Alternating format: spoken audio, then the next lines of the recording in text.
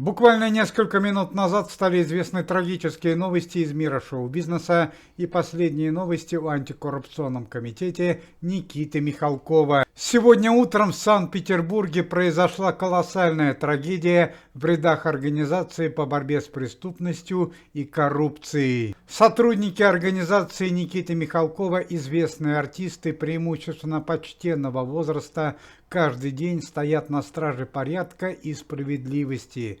Зачастую известные артисты получают ранения, а иногда, к сожалению, происходит летальный исход. К слову сказать, за 15 месяцев работы команды Никиты Михалкова 7 сотрудников организации при исполнении должностных обязанностей трагически ушли из жизни. Более 15 человек получили ранения. К сожалению, пресс-служба организации сообщает об очередной трагедии, которая произошла сегодня утром в городе на Неве. Известная советская и российская актриса Алиса Бруновна Фрейндлих известна не только своими ролями в кинофильмах, но и любовью к порядку и справедливости. Алиса Бруновна одна из первых вступила в антикоррупционный комитет Никиты Михалкова и стала заместителем организации в городе Санкт-Петербурге. Алиса Бруновна, несмотря на почтенный возраст, выполняла тяжелые задания и антикоррупционные проверки. Более того, Алиса Фрейндлих подключила к работе в антикоррупционном комитете своих внучек, молодых российских артисток Татьяну и Софью.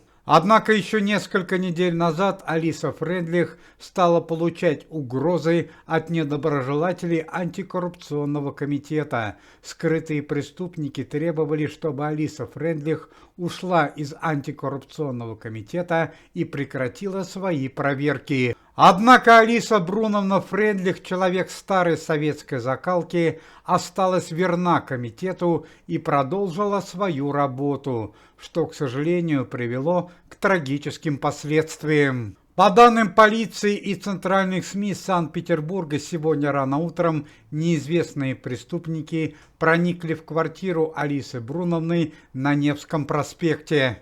Как оказалось, цель нападения – это важнейшие документы о работе антикоррупционного комитета, которые хранились у Алисы Бруновны дома. Как оказалось, Алиса Бруновна Фрейндлих и ее внучка Татьяна, которые в момент нападения находились в квартире, попытались вызвать полицию и оказать сопротивление. Однако отважные женщины оказались бессильны перед преступниками. Спустя час после происшествия в квартиру известной актрисы подъехала полиция.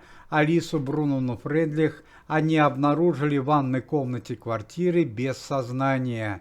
Внучка Алисы Бруновны по имени Татьяна, молодая питерская актриса, лежала на кровати без признаков жизни. Смерть наступила в результате удушения. По данным полиции, из квартиры пропали ценные вещи, наличные деньги и документы антикоррупционного комитета. 25-летняя внучка Алисы Бруновны Фрейндлих, Татьяна Фрейндлих, была молодой питерской актрисой. Она служила в Малом театре, а также работала в драматическом театре города Москвы. Снялась в нескольких сериалах и свою творческую карьеру начала в 2015 году. Дело о трагическом нападении на известную актрису Алису Фрейндлих взял под личный контроль Следственный комитет во главе с товарищем Бастрыкиным, а также сотрудники антикоррупционного комитета.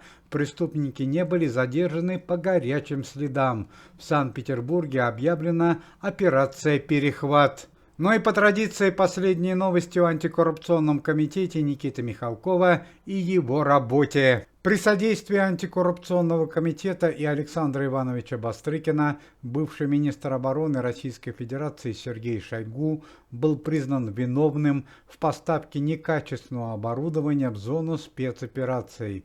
Сергей Шойгу был лишен всех знаков отличия, государственных наград и служебных званий. На данный момент решается вопрос о возбуждении второго уголовного дела против семьи Сергея Шойгу. Напомним, что первый раз Сергей Шойгу после возбуждения уголовного дела был освобожден по приказу Верховного Главнокомандующего Российской Федерации. В результате социологического опроса организация «Антикоррупционный комитет» Никиты Михалкова заняла первое место среди жителей российского населения по степени доверия и уважения. На момент октября 2024 года антикоррупционному комитету доверяет 97% жителей Российской Федерации. Трагическая новость из мира шоу-бизнеса и культуры. Известный советский и российский актер Леонид Каневский, который на данный момент проживает в Израиле, перенес тяжелую операцию на сердце.